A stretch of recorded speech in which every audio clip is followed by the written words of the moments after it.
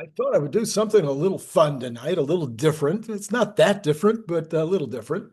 And if you hang in there till the end, I'm going to talk about the reasons that people hate Elon Musk.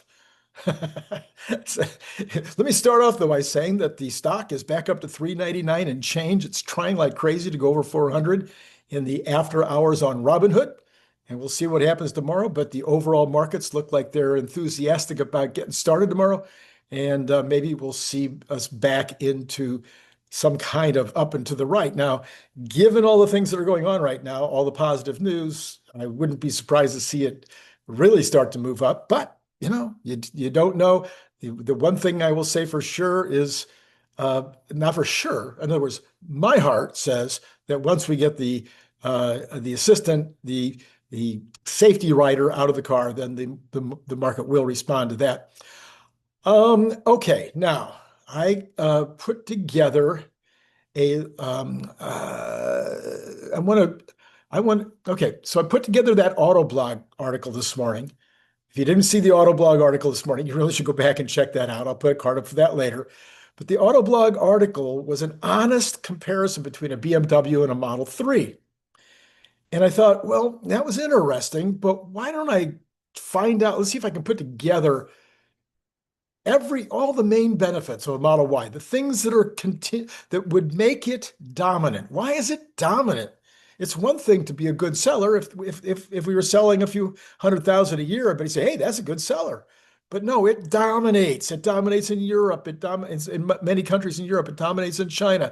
It dominates in the United States among EVs. I mean, it's not like a little bit up there. It's dominant. So what's going on? All right, here's what I come up with. Number one is the long-range battery with all-wheel drive efficiency. Get up to 320 miles of EPA estimated range in the long-range all-wheel drive variant, and that is combined with a dual-motor all-wheel drive setup. It reduces range anxiety for the consumer while providing superior traction in rain or snow because, four-wheel drive. It's ideal for all-wheel drive, I guess they call it now. Ideal for family road trips without frequent stops if you want to go a long way in between. Then you get number two, won't be, I didn't mark these with numbers, so I can't say number two. Next, ultra fast acceleration for everyday thrills, 0 to 60 miles an hour in as little as 3.5 seconds for the long range, or 3.3 seconds in the performance. That blends instant torque with SUV practicality. Nobody else has anything that comes close.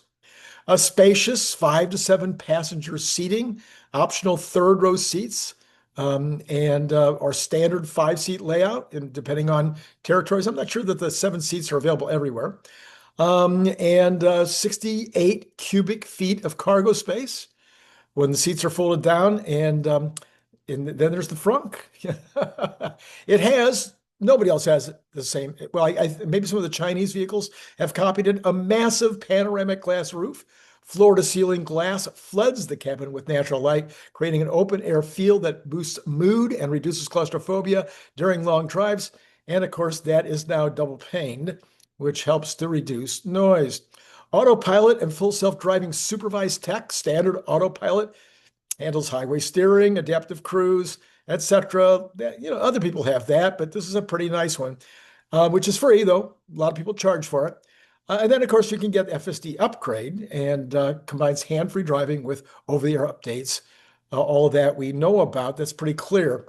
How about this? A minimalist 15-inch touchscreen. I think somebody said it's going to 16-inch, but anyway, central screen controls that have navigation, entertainment, climate, intuitive software. Everybody says it's by far the most intuitive of any of the software out there. Eliminates physical buttons, basically almost no physical buttons, and a futuristic interface that's easy to personalize. And then, of course, you are able right now to have that kind of just in the clouds, so that if you go into a robotaxi, it's already set up in your robotaxi. How about a premier audio system? 14 speaker setup. I think it's 17 in some of the cars with immersive sound and active noise cancellation. Some people have compared the Tesla sound system to what you get when you upgrade your Mercedes. Makes the car a mobile entertainment hub. Aerodynamic design for energy savings. A sleek 2025 facelift with Cybertruck-inspired lighting and low drag body achieves up to 4 miles per kilowatt efficiency. This lowers your charging costs and extends the range. Then you got a quiet cabin. I kind of mentioned that a bit, but a little bit more on that with improved insulation. The 2025 updates include better soundproofing, ventilated seats, reduced road noise by 20%, and great for focused work calls or peaceful family chats, especially after you get FSD unsupervised. Anyway, one pedal driving, that's something you get from the very beginning. One of the first things everybody notices about it when you get in the car. And it's really, really good in terms, even if you're not on FSD, the one pedal driving is fantastic, especially as it says here for stop and go traffic. You get wireless charging, USB-C ports everywhere, the front console wireless pad, plus multiple rear USB-C outlets, keeps all your devices powered without cables. And that's a really cool thing. Heated and ventilated seats for all season comfort. Front seats heat ventilate with rear heating standard, maintaining ideal temps year round. Top tier safety ratings with active features. There's stuff nobody does what Tesla does with safety. They have the car anticipating the kind of accident you're going to be into, and therefore deciding which and how many airbags go off. It also anticipates the accident and makes evasive actions that you could never, ever make. Of course, the supercharger network, do I have to say anything about that? This is a completely unique thing to Tesla, and it's probably one of the really, really big reasons why Tesla is so far ahead with both Model Y and Model 3. Sustainable zero emissions driving, people that care about that. I care about that. You want cleaner air? Yeah. You want fuel savings? Yeah. You want no maintenance? Yeah. So if you're eco-conscious and you're also money conscious, then all of that would be really super good. I mean, after you've paid for the car, which I'm now 12 months away for paying for mine. Okay, 13 if you count December. And then it's free. I mean, it costs you basically, okay, a few dollars plugging in your own household to run the car. Free remote upgrades. This is something I talk about all the time that people forget. This is something nobody else in the United States is really giving you, these over-the-air upgrades where you're improving your vehicle throughout the life of the car.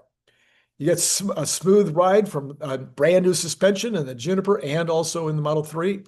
You get a combined SUV versatility with sedan-like comfort. The frunk and underfloor storage combo, front trunk plus rear underfloor bins, which if you got the car, you just lift that thing up and boy, you got a whole bunch more space. Total of 2,138 liters of capacity. The Sentry mode, security. But don't forget the Sentry mode. Cameras record threats, alerting your phone instantly, which deters theft and provides evidence essential for parked urban living. And that's all the different cameras also provide evidence for when you're in an accident of how the accident happened and who did it and who's at fault. Yes, there was even an article today. I didn't note it specifically, but a big article. The Teslas are virtually the best that there is in terms of security. High resale value. It says here, I don't know. It says retains 70% of value after 3 years. That probably depends on when you bought it. If you bought it in 22 or 23, maybe not. But I think if you bought it this year, right now, it's going to have very good resale value. And then the very top items, according to Grok, the very top items that people mention are the supercharger network, one pedal driving, instant torque, lower running costs, and over-the-air updates. Interesting. The minimalist interior. Everybody talks about that. Now, there's also some negatives. So I wanted to see what were the negatives. So these are the ones, and you'll recognize some of these. If you've been watching this for a long time, poor build quality, panel gaps, misalignments, paint chips. This is over. This is done. This doesn't happen anymore. I asked Grok, is this true that it's not? No. Grok says, yeah, this is not an issue anymore. Stiff, harsh ride. Oh, that one's been cured also. Jarring over bumps and puddles. No, not anymore. How about no physical buttons for wipers, volume, or HVAC? Well, everything is on the 15-inch screen. Too bad. Sorry. Learn to use a new system. Frequent software glitches and recalls. Well, what's frequent? Okay, yeah, there's a few recalls, but it's over the air. You don't have to worry about it.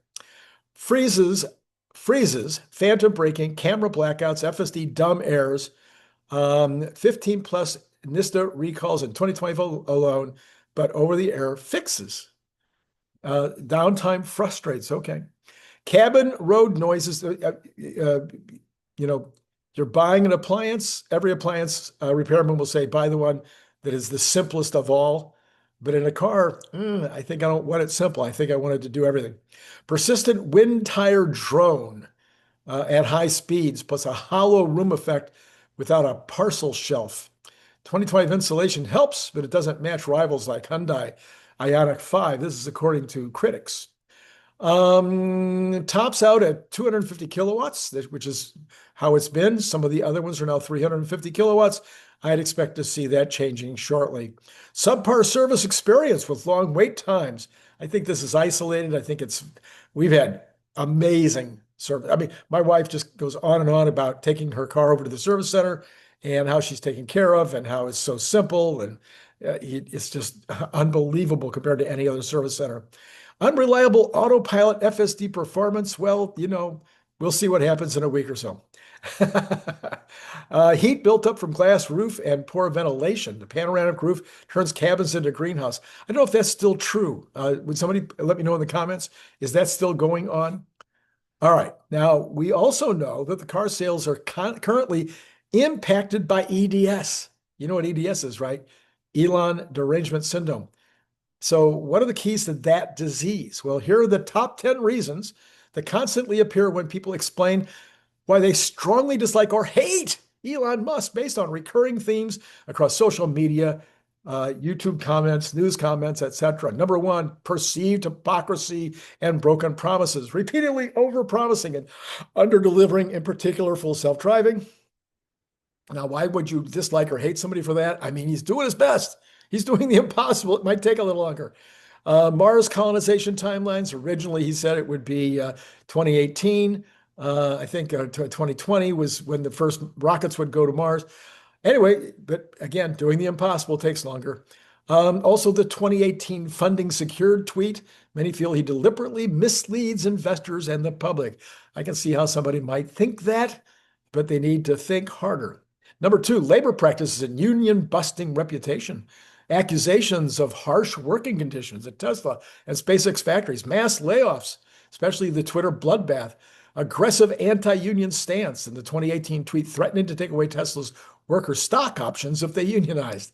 Well, okay, yeah, if you're really all about the unions, yeah, I think the working conditions at these factories are probably as good as they get. Political shift to the right. Oh, yes, you can't leave the tribe.